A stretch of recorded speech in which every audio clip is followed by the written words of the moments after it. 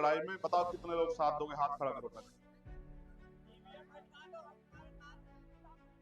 EVM का भी इलाज कर देंगे, तुम अपनी ताकत को पहचानो। सुनो, आज समाज पार्टी भीम आर्मी आंदोलन करेगी तो प्रधानमंत्री जी को पता होगा। एनआरसी का आंदोलन किया था ना, तो प्रधानमंत्री जी ने अगले दिन स्पीच दी थी कि भाई कुछ हमारे दलित नेता भी गुमराह हो गए। गुमराह उमराने में वकील है। हम जानते हैं प्रधानमंत्री जी क्या पढ़ाते हैं, हम जानते हैं। जिसके पास जमीन नहीं थी उसके पास जमीन नहीं आई, जिसके पास उद्योग धंधे नहीं थे उसके पास उद्योग धंधे नहीं आए, जिसके पास मकान नहीं था उसके पास 15 तारीख को मकान नहीं आ गया कि भाई आजाद हो गए तो सब कुछ आ गया।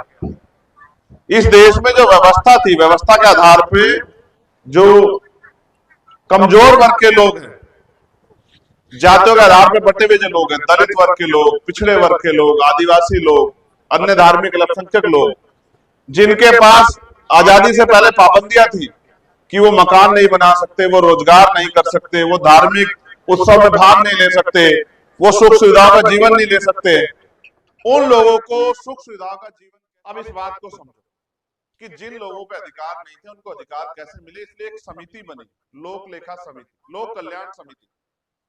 उसके लिए जनता चयन करती है कि हमारे लोकसभा से कौन चुन के जाएगा, जनता उसको वोट देती है। और जिसको 50% से ज्यादा जितना वोट पड़ा है उसके हिसाब से 51% के लगभग जिसके पास सहमति होती है वो जीत जाता है। अगर 49% दूसरे को मिल जाए तो वो हार जाता है। 50% से ज्यादा जिसको मिलती है वो जीत जाता है। उसकी जिम्मेदारी क्या थी? जिम्मेदारी ये थी जिन पे घर नहीं उनकी सूची बना के उनके घर बनवाए जाए, जिन पे जमीन नहीं उनको खेती करने के लिए जमीन दी जाए, जिन पे रोजगार नहीं उनको रोजगार दिया, जहां स्कूल नहीं अच्छे स्कूल बनाए जाए, जहां कॉलेज नहीं अच्छे कॉलेज बनाए जाए, जिनके पास अच्छे हॉस्पिटल नहीं वहां अच्छे हॉस्पिटल बनाए, पढ़े लिखे लोगों को रोजगार देने की व्यवस्था बनाई जाए, सरकारी इंस्टीट्यूशन बने। ये सारा सिस्टम बनाने के लिए एक लोक लेखा समिति, जिसको हम क्या कहते हैं आज, सरकार। अब 70 साल से ज्यादा हो गए, सुबह मजदूरी पे जाते हैं तो शाम के समय इतने पैसे इकट्ठा होते हैं कि घर का राशन और घर की सुविधाएं पूरी हो जाए। पार्टियां बदली, नेता बदले, मुख्यमंत्री बदले, प्रधानमंत्री बदले, लेकिन आपके जीवन में कुछ नहीं बदला। आपको अगर कुछ करना है अपने जीवन में तो मेहनत मजदूरी ही करें। जितने लोग यहाँ बैठे, पढ़े लिखे लोग कितने बैठे हैं? रोजगार मिल रहा है क्या? कोई सरकारी नौकरी मिल रही है क्या? 69,000 शिक्षक भर्ती हुई, घोटाला कर दिया, 20,000 पद दलित पिछड़े वर्ग के खा गए। कोई भर्ती आती है पेपर लीक हो जाता है। मतलब चोर सारे इकट्ठे हो गए हैं कि किसी तरह से गरीबों का खून खींच के जो टैक्स मिलता है उससे उस पैसे का अपने हिसाब से प्रयोग करिए। ये भी समझ लो। और हम ये भी जानते हैं कि बाबा साहब अम्बेडकर ने तब उनसे हार नहीं मानी, मान्यवर काशीराम साहब ने तब उनसे हार नहीं मानी। आज तो फिर भी हम पे बहुत कुछ है।